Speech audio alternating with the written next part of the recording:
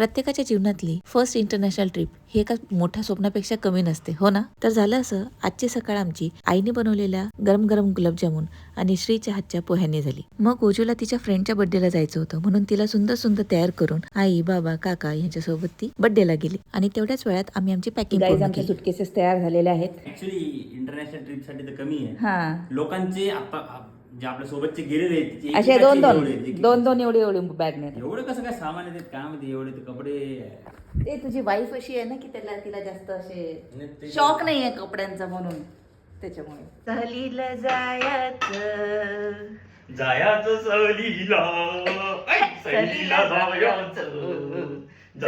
सहलीला एवढ्या दिवसांच्या एक्साइटमेंट नंतर फायनली तो दिवस आला ज्या दिवशी आम्ही आमची फर्स्ट इंटरनॅशनल ट्रिप करणार होतो. पण हे ट्रॅव्हल इतकं इझी होणार नव्हतं, कारण आमची फ्लाईट होती मुंबईवरून आणि आम्हाला ट्रॅव्हल करायचं होतं पुणे टू मुंबई वाया इंटरसिटी, जी आमची मिस होता होता राहिली होती. फायनली ती आम्ही धावत पळत कशी तरी कॅच केली.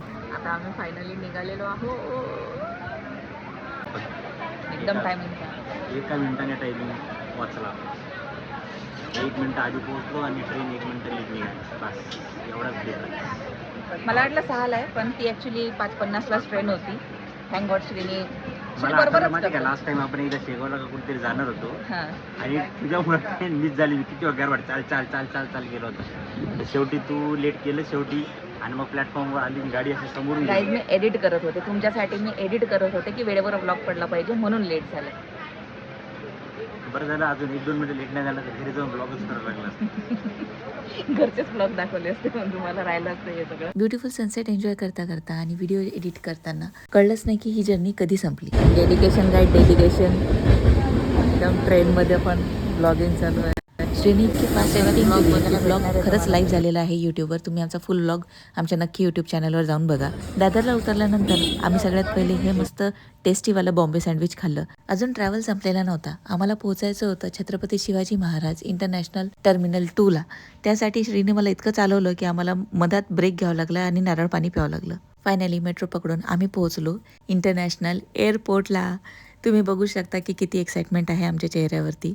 मग फटाफट लगेज घेऊन इमिग्रेशनची प्रोसेस आम्ही स्टार्ट केली आणि ते सगळं इलेक्ट्रॉनिक्सच बाहेर काढावं लागलं होतं. पण ठीक आहे, सगळं प्रोसेस एकदम नीट झाली आणि आम्ही निघालो आमच्या फ्लाईट बोर्ड करण्यासाठी. फ्लाईट ऑन टाइम होती म्हणून ती लगेचच निघाली आणि अवघ्या 4 तासाच्या अंदर पोहोचलो थायलंडला.